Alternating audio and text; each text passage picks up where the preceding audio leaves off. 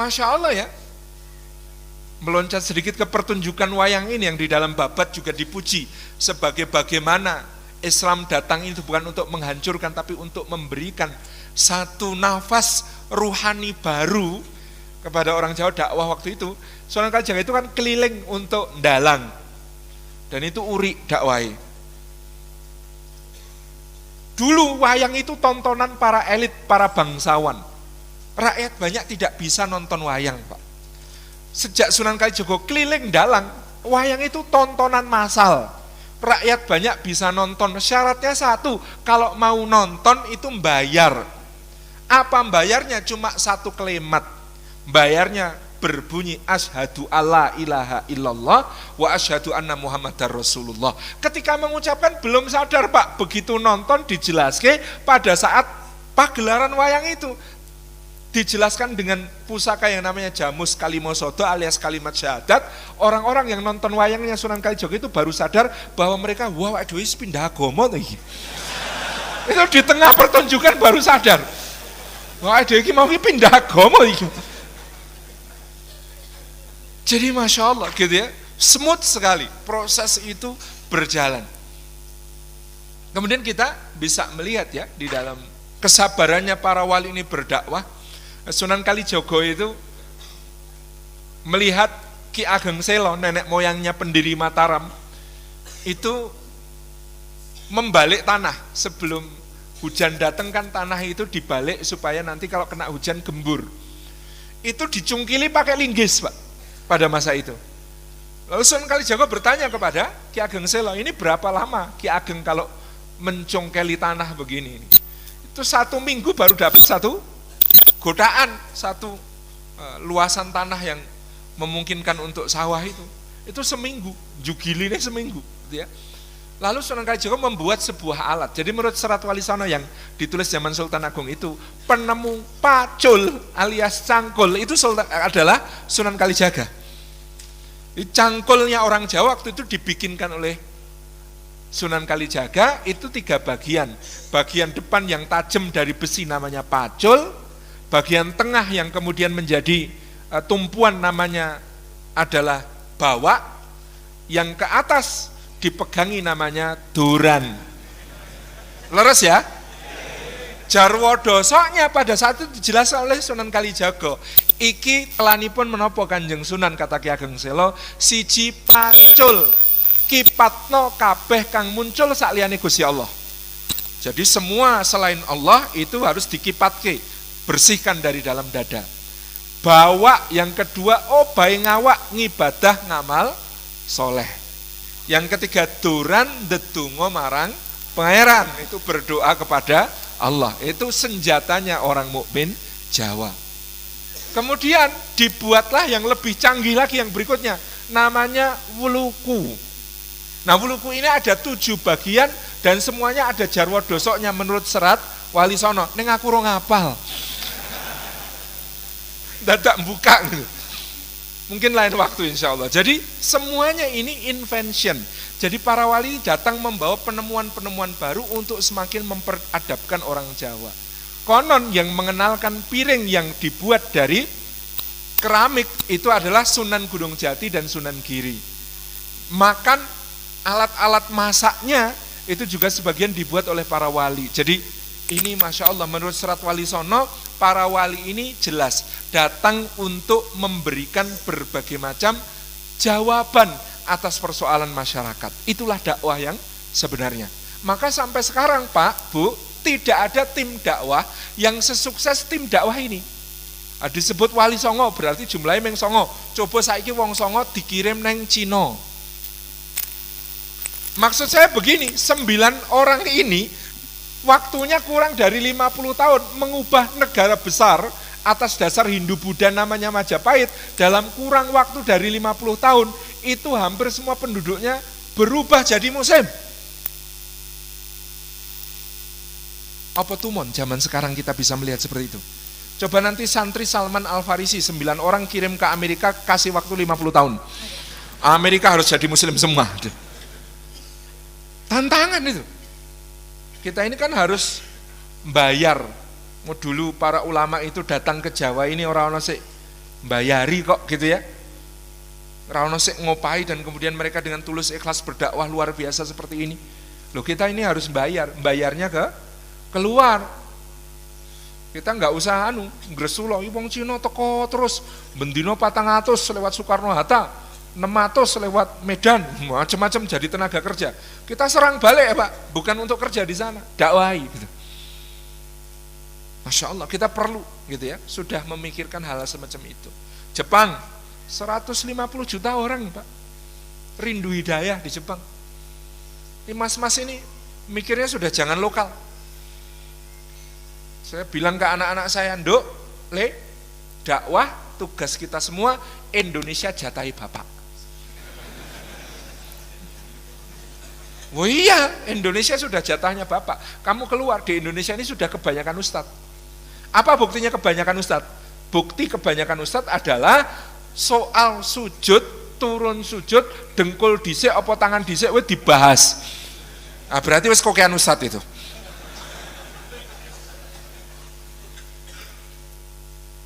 Wong sing kono ada 2 miliar manusia di Cina, 150 juta orang di Jepang, irung kenal sholat kok kene malah ribut soal dengkul sike apa tangan sike. Padahal saya Muhammad bin Shalih Al-Utsaimin itu pernah ditanya hal itu ya. Karena memang hadisnya itu interpretatif, karena jangan turun seperti turunnya unta. Nah, turunnya unta itu bagaimana? Apakah seperti manusia? Masalahnya unta ki sikile papat menungso sikile loro. Nah, jangan turun seperti turunnya unta itu berarti tangan sike apa dengkul sike.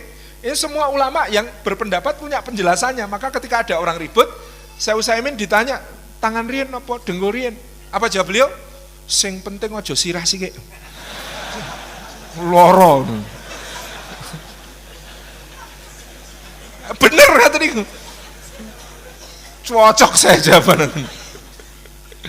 Gini ya, jadi ini kesabaran dakwahnya ini luar biasa sampai kemudian mereka punya pimpinan namanya Pangeran Abdul Fattah yang ternyata adalah putra baginda sendiri Raja Brawijaya V yang kemudian sudah sangat dekat dengan dakwah. Dan menurut berbagai riwayat beliau masuk Islam. Ini Raja Brawijaya V ini punya putra salah satunya namanya Raden Abdul Fattah yang kemudian mendirikan pemerintahan di Demak sebagai sebuah kadipaten di bawah Majapahit. Sedemikian pula akhirnya kadipaten-kadipaten pesisir ini karena rakyatnya banyak yang muslim, maka adipatinya juga muslim. Tuban, Gresik, Surabaya gitu ya, Pasuruan itu ya, Lasem, Rembang, Jepara, itu semuanya akhirnya menjadi bupati-bupati muslim. Nah, pada saat itu ada usul, kita ini sudah kuat, Mojopahit itu sudah ringkih, mbok ayo diserbu. Apa kata Sunan Kalijaga ketika itu? Tidak. Kenapa tidak? Dakwah ini soal kesabaran. Kalau sekarang kita menyerang Majapahit, maka rakyat akan memandang Raden Abdul Fattah sebagai anak durhaka. Dalam jiwa orang Jawa tertanam satu pandangan anak durhaka itu tidak akan pernah baik selama-lamanya. Maka lebih baik sabar, lanjutkan dakwah. Wong nyatanya kita bisa mengubah wilayah pesisir penguasanya menjadi muslim setelah kita tekun berdakwah. Hanya soal waktu Majapahit itu. Tapi Allah menganugerahkan kesempatan lebih cepat. Pada tahun 1478 yang dalam sengkalan disebut Sirna Ilang Kertaning Bumi, terjadi penyerbuan ke ibu kota Majapahit yang ada di Trowulan, Mojokerto sekarang. Siapa yang menyerbu? Masya Allah, bukan muslimin. Yang menyerbu sesama Hindu, namanya Adipati Girindrawardhana. Dia melakukan kudeta kepada Raja Brawijaya V. Raja Brawijaya V disingkirkan dari tahta dan kemudian pergi ke sini, kemana? Gunung Lawu. Tapi nanti ceritanya masih panjang. Dari Gunung Lawu ini nanti beliau kemudian ke timur lagi. Jadi ke sini mungkin survei dulu. Beliau balik lagi ke timur. Ketika Girindrawardhana ini kemudian dikudeta lagi. Dia berdiri sebagai Brawijaya 6 tahun 1478. Jadi nyuwun sewu, ada orang yang mengira Sirna Ilang Kertaning Bumi berarti runtuhnya Majapahit oleh keserbuan Islam. Salah. Serno ilang kertaning bumi ini adalah kudeta Raja Brawijaya V oleh Adipati Girindrawardana. Ketika kemudian Girindrawardana ini jadi raja, ternyata dianggap tidak tegas oleh patihnya yang namanya Patih Udara. Maka dalam beberapa sumber, misalnya Tommy Pires, seorang pengenalan dari Eropa, menyebut ketika itu Raja Majapahit namanya Pabu Tala. Pabu Tala. Sumber Cina juga menyebut Pabu Tala.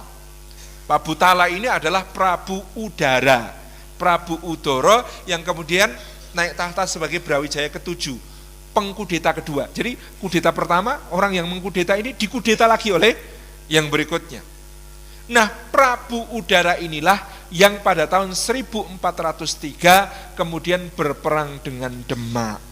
Jadi Muslimin itu tidak berperang melawan Brawijaya V, ayahanda Raden Fatah, tetapi melawan pengkudeta yang kemudian bertahta pada saat itu di Majapahit. Maka rakyat Majapahit pada saat itu yang masih Hindu pun bahu-membahu membela Raden Patah. Kenapa?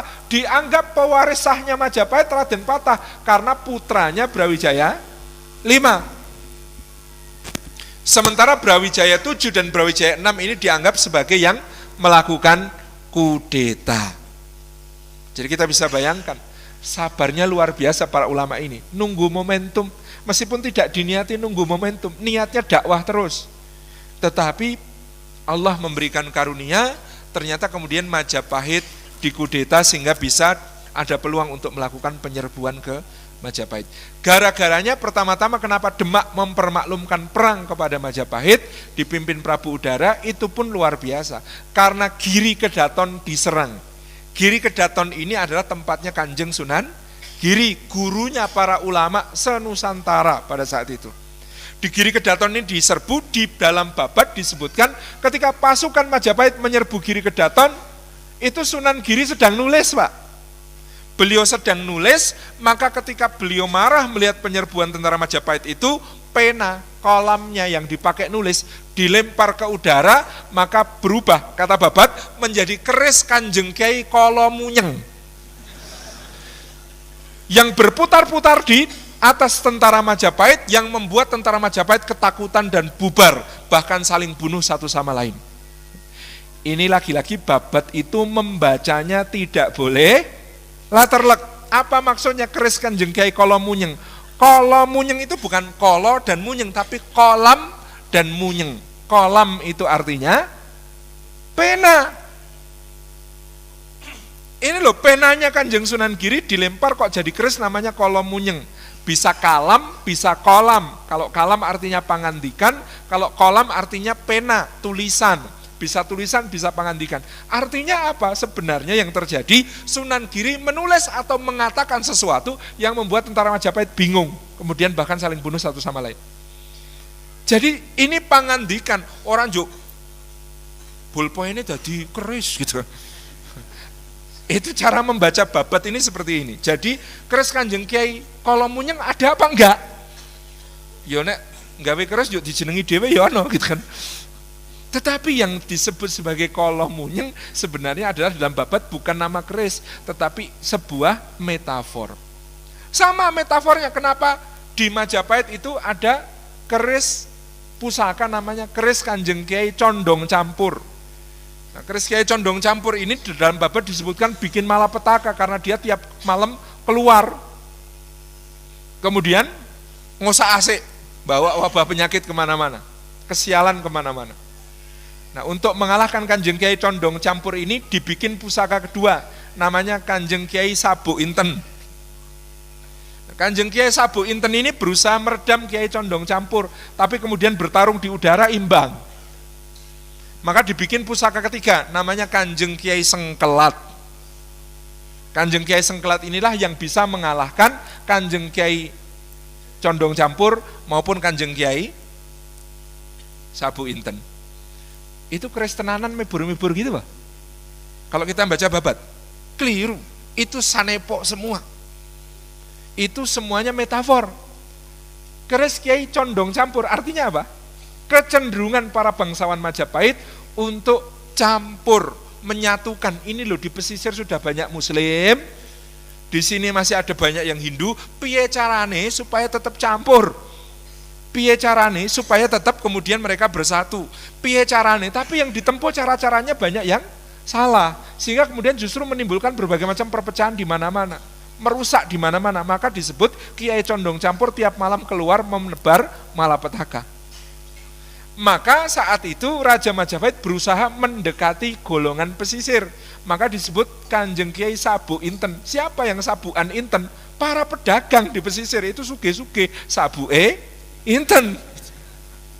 Jadi para pedagang di pesisir ini yang dikerahkan untuk kemudian mensiasati gimana caranya cuma untuk tetap menjaga integrasi Majapahit. Ternyata tetap gagal.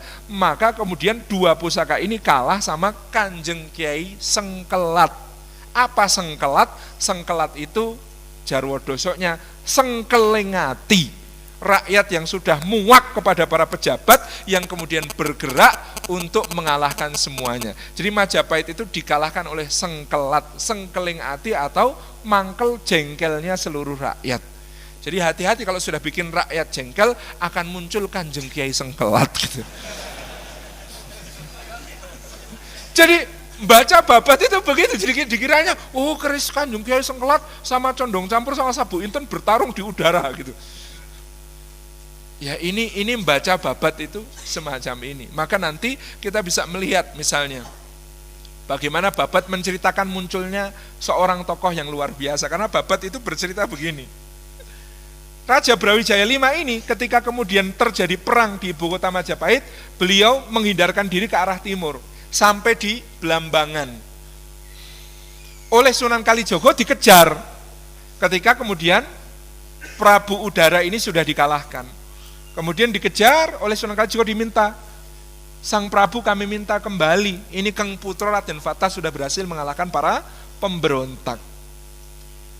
Prabu Brawijaya V itu enggan, beliau mengatakan, aku kepiye yo, saya ini bagaimana, saya ini mau ikut patah, tapi berarti saya meninggalkan agama nenek moyang. Tapi kalau saya tidak ikut patah, arep melu sapa meneh gitu. Maka kemudian beliau menciduk air. Di Blambangan itu beliau menciduk air. Wes ngene wae, Sunan Kali, kata beliau. Iki banyu, air ini nek ambune wangi berarti agamane patah bener, aku kleru. Neng nek ambune bacin, busuk, berarti patah kleru. Maka kemudian air itu dibawa, ternyata semerbak, baunya harum. Maka tempat itu namanya Banyuwangi. Oh ini tenanan, babat tulisnya begitu gitu. Nah kemudian Brawijaya V ini diajak Sunan Kalijogo menemui Sunan Ampel di mana? Di Surabaya. Banyuwangi ke Surabaya pada saat itu 3 hari 3 malam perjalanan. Begitu sampai Surabaya, air yang semula di Banyuwangi wangi itu, begitu sampai Surabaya, baunya sudah berubah menjadi bacin. Baunya sudah tidak enak. Maka Prabu Brawijaya V mengatakan, oh lah nek ngono anake patah ming telung jangkah. Kekuasaan dari Raden Fatah ini hanya akan bertahan 3 generasi. Engkau bakal bali marang putraku sing liya. Jadi putra beliau yang paling disayang namanya Pangeran Handayaningrat. Pangeran Handayaningrat ini punya 2 orang putra, 1 Kebo Kenongo, 2 Kebo Kanigoro. Yang namanya Kebo Kenongo kemudian menjadi Ki Ageng Pengging, Kebo Kanigoro menjadi Ki Ageng Tingkir, yang semua dua-duanya kemudian berislam tetapi punya guru namanya Syekh Lemah Bang atau Syekh Siti Jenar. Putra dari Ki Kebo Kenongo, karena Ki Kebo Kenongo ini bugot, pada saat itu di Pengging itu mana? Boyolali, melakukan ketidaktaatan kepada pemerintah Daulah Islam Demak, maka dihukum oleh Kanjeng Sunan Kudus, dieksekusi dengan hanya ditusuk bagian sikunya oleh Sunan Kudus, kemudian meninggal. Putranya kemudian dititipkan kepada uaknya, yaitu Ki Kebo Kanigoro alias Ki Ageng Tingkir, di Tingkir di mana? Salatiga.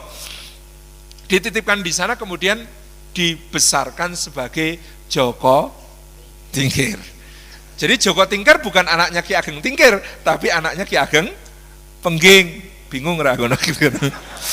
Nah, kemudian tampilnya tokoh ini, Joko Tingkir ini adalah legitimasi dari apa yang dikatakan oleh Brawijaya V tadi, mengko bakal bali marang turune Handaya Ningrat. Jadi Raden Patah itu kekuasaannya cuma 3 generasi. Maka kita tahu Raden Patah gitu ya, putranya Fatih Yunus, nggak lama Sultan Trenggono kemudian digantikan oleh putranya Sunan Prawoto terbunuh. Nah, sesudah itu kekuasaan pindah ke Pangeran Handaya Ningrat. Trah Pangeran Handaya Ningrat yang disebut sebagai Joko Tingkir. Nah, ternyata Bapak Ibu yang dirahmati Allah, yang kekuasaannya nanti paling panjang itu trahnya Brawijaya V dari jalur yang lain. Dari seorang wanita yang disebut sebagai Putri Wandan. Jadi kalau Handaya Ningrat itu dari Ratu Dwarawati, Permaisuri. Kalau Raden Patah itu dari Putri Cempo, gitu ya. Kalau ini siapa namanya? Putri Wandan ini menurunkan putra namanya Bondan Kejawan. Bapak tahu Wandan itu di mana? Wandan itu di Banda Neira, Maluku. Jadi istrinya Brawijaya V ada yang berasal dari Banda Neira, Maluku. Ini punya anak namanya Bondan Kejawan. Bondan Kejawan ini kulitnya kayak ibunya, agak kehitam-hitaman. Nah, Bondan Kejawan ini punya putra, gitu ya, namanya Joko Tarub. Joko Tarub punya putra namanya, kok tadi lali jadi lompat satu, nanti punya putra namanya Ki Ageng Selo. Ki Ageng Selo punya putra Ki Ageng Nis. Ki Ageng Nis punya putra Ki Ageng Pemanahan. Maka jalurnya menjadi Trah Mataram itu garis nasabnya dari situ. Maka nanti kalau kita lihat deskripsi utusan Belanda yang ketemu Sultan Agung, maka akan disebutkan Sultan Agung itu badannya lebih pendek dari rata-rata orang Jawa dan kulit beliau lebih gelap dari rata-rata orang Jawa karena darah dari neneknya yang Putri Wandan dari Maluku Tenggara. Nah, Bapak Ibu yang dirahmati Allah, kembali ke cerita tadi, kesabaran yang luar biasa gitu ya, para wali dalam berdakwah. Kemudian ada cerita tentang tadi Joko Tingkir tadi. Nah, Joko Tingkir ini bagaimana tampil kekuasaan? Kan penjenengan lihat kalau di Solo nanti ada festivalnya gitu ya, di Bengawan Solo beliau naik getek yang disurung oleh 40 buaya.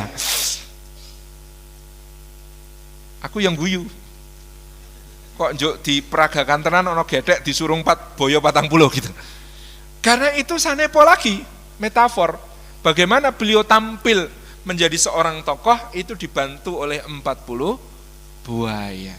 Buaya itu siapa? Ya Bromo Corah. Caranya bagaimana supaya bisa tampil menjadi seorang yang hebat? Duwe konco, Bromo Corah kabeh, suruh ngaco, terus dia yang mengalahkan. Kan gitu. Wow, terkenal gitu ya. Akhirnya tampil. Maka di Demak, dia ketika akan menjadi menantunya Sultan Trenggono, apa yang terjadi? Dia ngasih makan seekor lembu atau kerbau besar dengan tanah. Dikasih makan tanah, kemudian kerbaunya ngamuk di alun-alun Demak, lalu dia yang ngalahkan. Apa yang jenengan percaya bahwa itu kerbau beneran? Metafor, Pak. Ada seorang tokoh yang dia upah untuk menjadi penjahat, tokoh antagonis untuk dia kalahkan di depan Sultan Trenggono, lalu dia menjadi menantu kerajaan. Luar biasa, ini metafor semua. Nanti sampai ketika kemudian Pangeran Hadiri dibunuh oleh Aryo Jipang, Aryo Penangsang dari Jipang, maka kemudian Ratu Kalinyamat disebutkan dalam babat bertapa telanjang. Apa yang jenengan percaya? Ada seorang muslimah solihah bertapa telanjang? Enggak masuk, Pak. Apa maksudnya bertapa telanjang? Beliau menyerahkan semua hartanya untuk perjuangan. Karena orang yang menyerahkan semua hartanya untuk perjuangan itu kadya wudo sampai seperti telanjang. Jadi Ratu Kalinyamat itu oleh Portugis di Malaka disebut sebagai mawar dari Laut Utara. Kenapa? Dalam bukunya Haji de Graaf, kerajaan-kerajaan Islam abad ke-16 di Jawa disebutkan Ratu Kalinyamat itu selain penyerbuan oleh Fathi Yunus, dia melakukan 2 kali penyerbuan ke Malaka dengan kekuatan masing-masing 300 dan 200 kapal.